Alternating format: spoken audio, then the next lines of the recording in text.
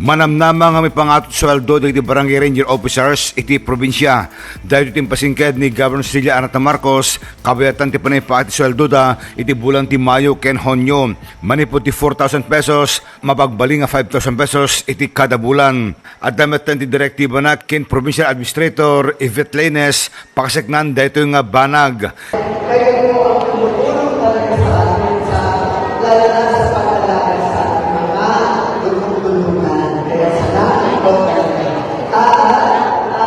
Siguro now isang ulat na allowance na sinasabihan ko ang ating provincial administrator na malalagyan na po ang kita ng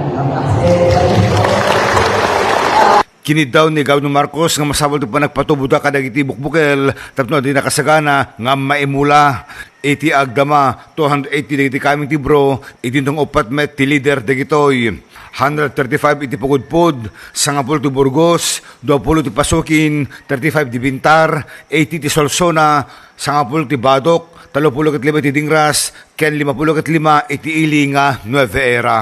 Idol Dennis Alipio, Tatak, IFM.